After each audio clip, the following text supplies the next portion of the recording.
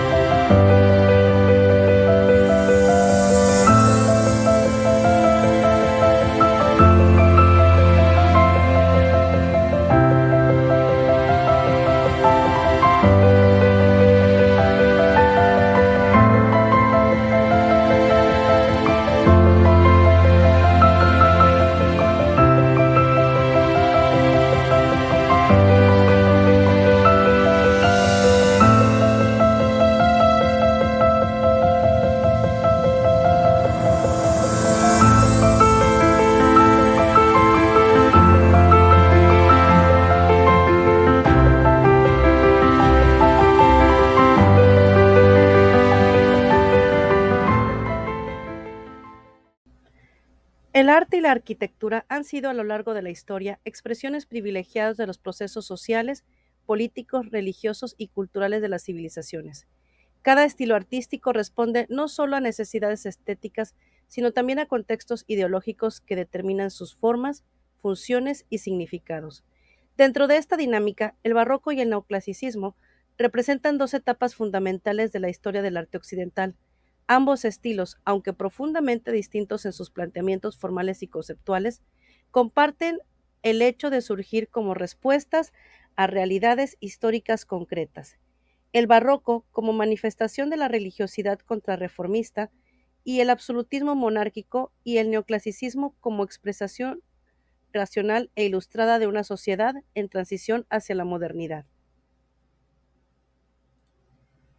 El barroco surge en Europa durante el siglo XVII en un contexto marcado por las crisis religiosas derivadas de la Reforma protestante, la Contrarreforma católica y el fortalecimiento de las monarquías absolutas. En este escenario, el arte barroco se convirtió en un instrumento de persuasión, capaz de transmitir con fuerza emocional los ideales religiosos y políticos de la época.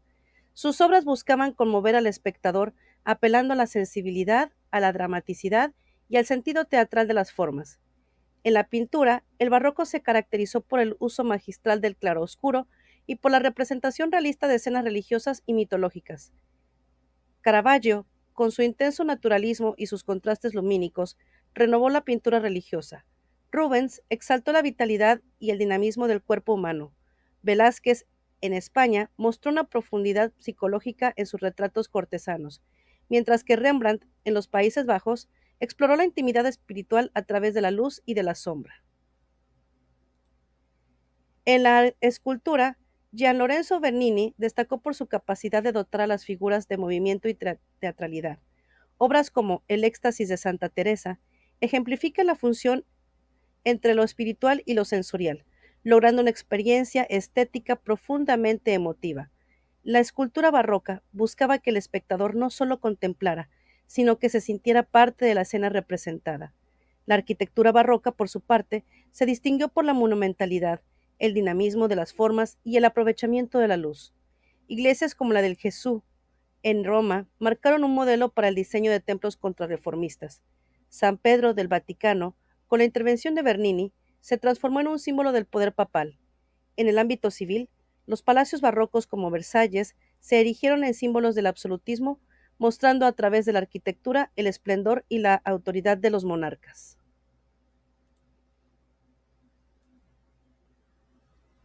El neoclasicismo surge en Europa en el siglo XVIII, en un contexto marcado por la Ilustración, el auge de la razón y el interés por la antigüedad grecorromana. La arqueología desempeñó un papel fundamental. Los descubrimientos en Pompeya y Herculano despertaron un renovado entusiasmo por la antigüedad clásica, generando una reacción en contra de los excesos del barroco y del rococó. La pintura neoclásica se caracterizó por la sobriedad, la claridad compositiva y la exaltación de los valores cívicos y morales. Jacques-Louis David se consolidó como el gran referente del estilo, al representar con solemnidad escenas históricas y mitológicas que transmitían lecciones de virtud y patriotismo. Jean-Auguste Dominique Ingres, en cambio, mantuvo un ideal clásico de belleza y proporción, influido por el rigor académico. En la escultura, Antonio Canova fue el principal representante, con obras que recuperaron la serenidad y la armonía del arte clásico.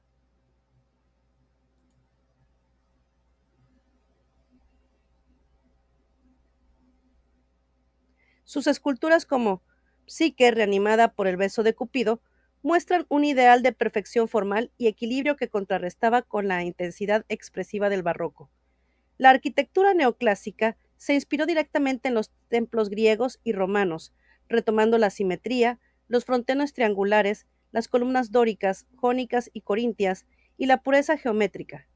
El Panteón de París, el Museo del Prado en Madrid y el Capitolio de Washington constituyen ejemplos paradigmáticos de cómo el neoclasicismo sirvió como lenguaje arquitectónico de los nuevos estados y de la modernidad ilustrada.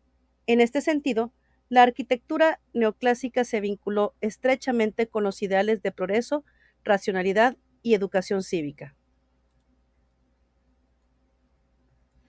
En contraste entre el barroco y el neoclasicismo, ponen de relieve la manera en que el arte refleja los cambios en el pensamiento y en la estructura social de Europa.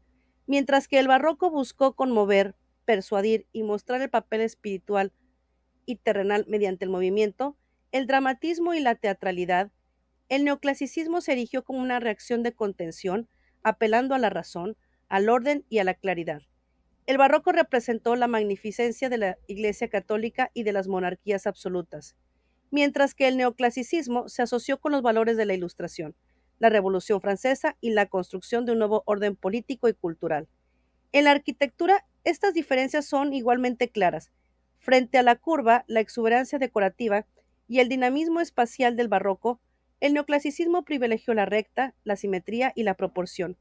Ambos estilos, sin embargo, compartieron un mismo objetivo: ser lenguajes de poder, uno al servicio de la fe y de las monarquías y el otro al servicio de la razón y de los nuevos estados.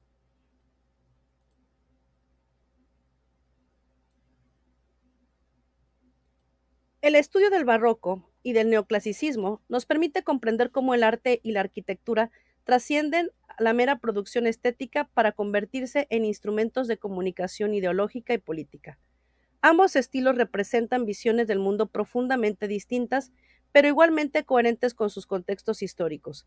El barroco, surgido en un periodo de crisis y confrontación religiosa, encontró en la exaltación de lo sensorial y en el impacto emocional un recurso para reafirmar la fe y la autoridad de la Iglesia y de los monarcas absolutos. Su legado nos muestra cómo la teatralidad y la grandiosidad pueden convertirse en vehículos de persuasión colectiva. El neoclasicismo, en contraste, responde al optimismo racionalista del siglo XVIII y a la confianza en el progreso y en la educación. Frente al exceso barroco, los artistas neoclásicos propusieron la serenidad, la claridad y el retorno a los principios clásicos de proporción y equilibrio.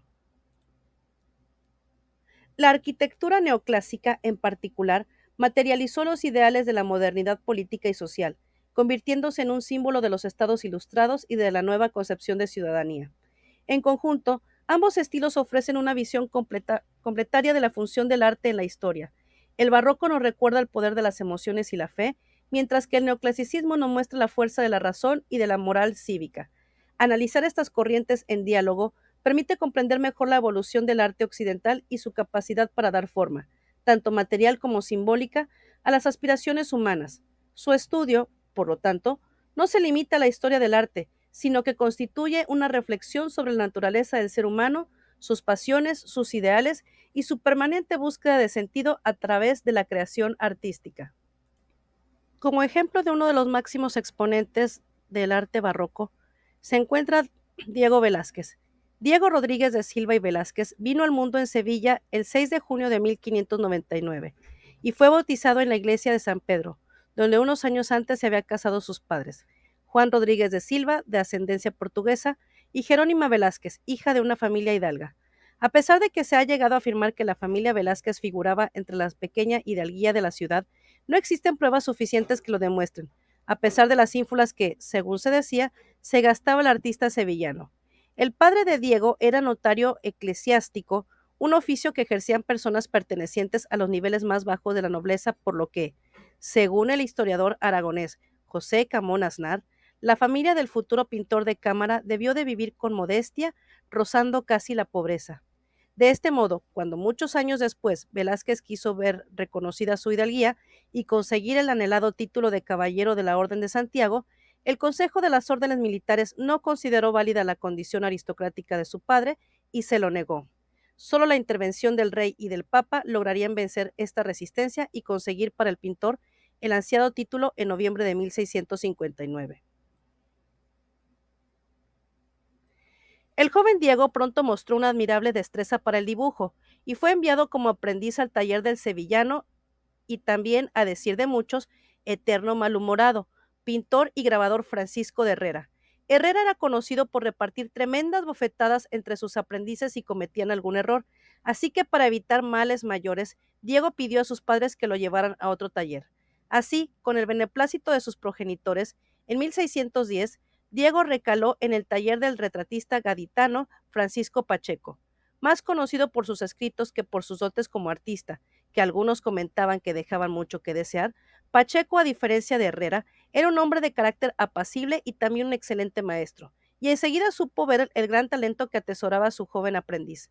Así, gracias a su genio y al aprendizaje llevado a cabo en el taller de Pacheco, en 1617 Velázquez pudo superar el examen que le acreditaba para poder incorporarse al gremio de pintores de Sevilla y recibió la licencia que le permitía ejercer como maestro de imaginería y al óleo. El 23 de abril de 1618, Diego Velázquez se casó con Juana Pacheco, la hija de su maestro. La joven de tan solo 15 años profesaba un profundo amor a su esposo, de tan solo 19 años. Diego y Juana tuvieron dos niñas, Francisca e Ignacia, que fueron bautizadas en Sevilla. De aquellos primeros años de aprendizaje de Velázquez se conservan algunas obras de temáticas costumbristas, Vieja friendo huevos, que se encuentra en la Galería Nacional de Escocia, Edimburgo, El aguador de Sevilla, Apsley House de Londres y El Almuerzo, el Museo Hermitage en San Petersburgo. En esa época, Velázquez también realizó composiciones religiosas.